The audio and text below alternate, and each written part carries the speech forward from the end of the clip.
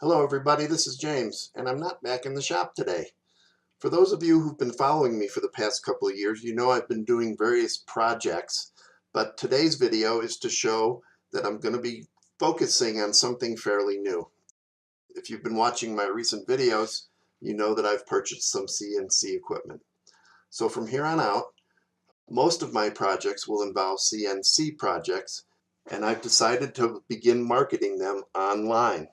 So I created a domain called blackforestsigns.com. If you've been following me for a couple of years, please continue following me. We're going to have fun creating products for that online store. We've already done signs for realtors as closing gifts and some custom-made clocks.